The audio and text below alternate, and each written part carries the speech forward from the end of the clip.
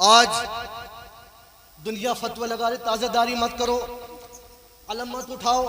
ताज़ा ऐसा करते हैं, बड़े बड़े मौलवी बयान करते, लेकिन किसी मौलवी की मैं तकरीर यह नहीं सुनी कि यजीद में ये खामियाँ थी, यजीद में ये बुराइयाँ थी। जिसकी तकरीर सुनो यही कहते यजीद। ताज़दारी वाले ये करते हैं, ये मना है, ये बिदअत है, ये शिर्क है। ये कौन नहीं बताता यजीद में क्या क्या खामियाँ थी। तो मालूम ये होता है वो कल का यजीद था कि जिसको वजूद हुसैन से परेशानी थी, और ये आज के यजीद है जिन्हें जिक्र हुसैन से परेशानी। और इसी शेर को और इसी बात को आगे बढ़ाते हुए हजरत इस्लामाबाद में बड़ी बड़ी खानका अशरफिया है, वहाँ के जो साहिब सज्जादा हैं उनका कत याद आ रहा है। बड़ी इमाम के नाम से सरकार की वो खानका मशहूर मारूफा शाह फरमाते हैं कि आले नबी की ज़ात से कैसे उम्मीद है, आले नबी की ज़ात से कैसे उम्मीद है, बज़ाहिर पाक दिखते हैं बातिन पलीद है। आले नबी की ज़ात से कैसे उम्मीद है, बज़ाहिर पाक दिखते हैं बातिन पलीद है। और जिक्र हुसैन सुन के तकलीफ दिल को हो, इस दौर के समझ लो वही तो यजीद है।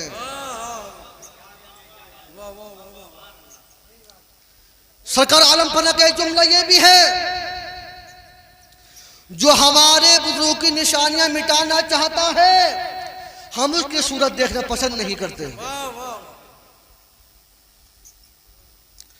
हमें ये नहीं देखना कहां पर क्या हो रहा है, हमें ये देखना है हमारी सरकार में क्या हो रहा है।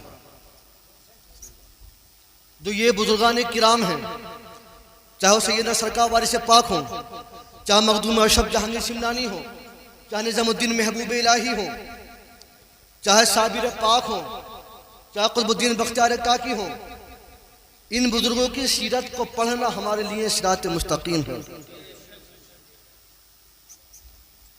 सरकार पनाह का यह मामूल था कि पहली मुहर्रम से लेकर खुसूसन अशराए मुहर्रम में बड़े बेकरार रहा करते थे, मजलिसों में शरीक होते थे, सुनते थे, पढ़ते भी थे।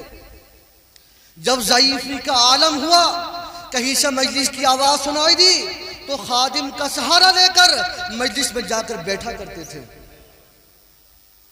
और चेहरा मुबारक की हालत मुतग़य्यर रहा करती थी। और अशरे मुहर्रम के दिन सरकार खानकाह वारिस में बड़े बेकरार रहते थे, चहलकत भी करते थे, चेहरा सुर्ख होता था। एक खादिम ने कहा, सरकार अशरे मुहर्रम के दिन आप बड़े बेचैन रहते हैं, कर्ब के आलम में रहते हैं, चेहरा सुर्ख रहता। हमेशा फरमाया, तुम्हें खबर ही नहीं है, जिसके घर मौत होती है उसे ही मालूम होता है। इज्म सरकार आलम पना का है कि जिसके घर में मौत होती है उसे मालूम होता है।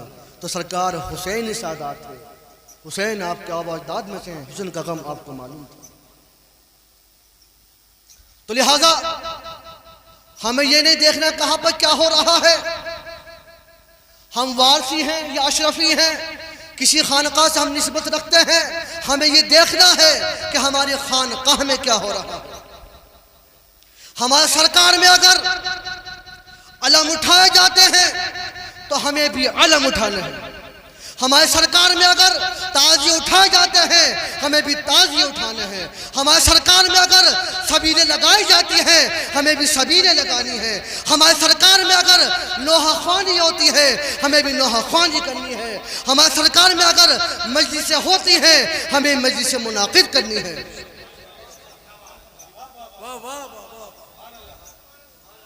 बेदमशाही शाह फरमाते हैं कि दीन और मिल्लत से जुदा है इनके आईनो तरीक, दीन और मिल्लत से जुदा है इनके आईनो तरीक, यानी दुनियाए मोहब्बत है जहाने वारसी। आपका वो जुमला कि सुना सुना मोहब्बत करो, सुना सुना मोहब्बत करो, मोहब्बत कामिल है तो मुरीद 100 मील पर भी हो जब पीर उसकी रहनुमाई फरमाते हैं। और जिसके दिल में मोहब्बत नहीं वो सामने बैठा हुआ जब भी अंधा है। सरकार के एक आशिक थे जिनका नाम है तहय्युर अली शाह, अहले सादात बुजुर्ग थे। कहीं तशरीफ ला रहे थे, रात मौलवी साहब तकरीर कर रहे थे, हिसाब किताब ऐसा होगा, कब्र का आलम ऐसा होगा, मीज़ान ऐसी होगी, पुल सिरात ऐसा होगा। जब सरकार की बारगाह में हाजिर ने फरमाया कहाँ रह गए थे, बड़े बेकरार हो।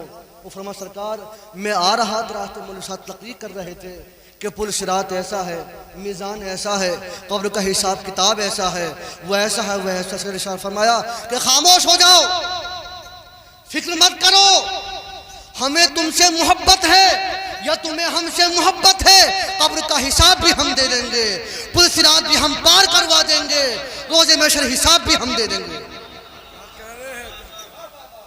और आप इरशाद फरमाते हैं कि जिसका जो हक है हम उसे दे के रहेंगे जिंदगी में, और मर जाएगा उसकी कब्र में ठूंस देंगे। ये जुमले सरकार के हैं कि जिसका जो हक है हम उसे दे के रहेंगे, जीते जी वरना मर जाएगा तो उसकी कब्र में ठूंस देंगे। ये सरकार आलम पनाह के जुमले हैं।